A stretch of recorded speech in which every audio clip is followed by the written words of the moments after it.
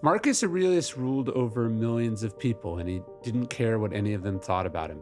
Well, at least he worked hard not to care about what any of them thought about him. We see that throughout Meditations, where we see him repeatedly talk about focusing more on his own actions than other people's opinions. The accidental byproduct of this focus was that millions of people loved Marcus. And that is usually how it goes. After a great rookie season with the Chicago Cubs in 2017, Ian Happ had a rough second year. And then he started the 2019 season by being sent back down to the minor leagues.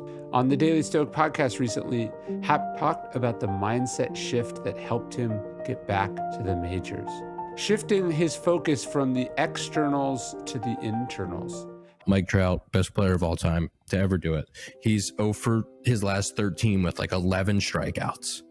And it's like, okay, it's all right, guys. Everybody look, Mike is 0 for 13 with 11 strikeouts. If that's happening to him, we are all okay. We're all going to be fine. If you really trust your process, those valleys become shorter, and you're at the 0 for 20 mark. And instead of thinking, holy shit, I might never get a hit again, like this is the worst, most unpleasant feeling in the world, and start to doubt or worry about playing time or everything. Like if you're like, well, this just means I'm really, really close to going 5 for 10, or like the pendulum's going to swing back and I'm going to get absolutely en fuego in a minute. That's the difference in perspective, and like trusting that work and trusting that, this doesn't last forever and it's going to come back, and it's going to come back tenfold. Like that was one of the things this year I think let me be a lot more consistent, was the 0 for 4s or the 0 for 8s. Like that just meant that something good was coming, and that reframing was really, really big for me.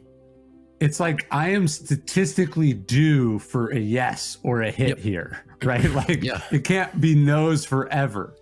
Yep, it's not possible. You have to have that constant belief and keep chugging away at it. So it's like, what are you optimizing for? Who are you trying to be? What do you want your life to look like? I think we can so often get caught up in the minutia of something. We just go, well, should I do this or that? And what we're not thinking about is like, where does that get us closer or further away from where we really ought to be? I also think there's a lot of following, or there's a lot of, here's what it looks like is making other people happy. Here's what people around me are doing.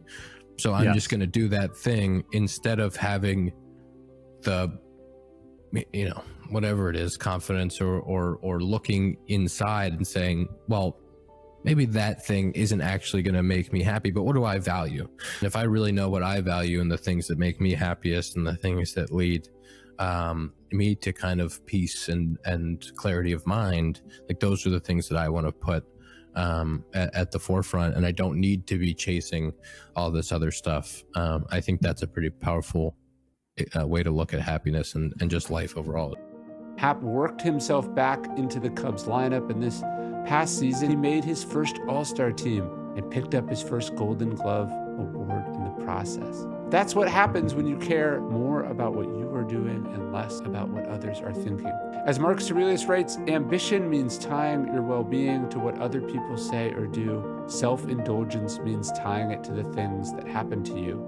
But real success, real mastery, real sanity, that, he says, comes only by tying it to your own actions. So that's why we as Stoics shift our focus to the internal stats and the scoreboards. We focus on the things we control, the choices we make, the work we put in, the standards we hold ourselves to. We trust in that and know that the rest will take care of itself.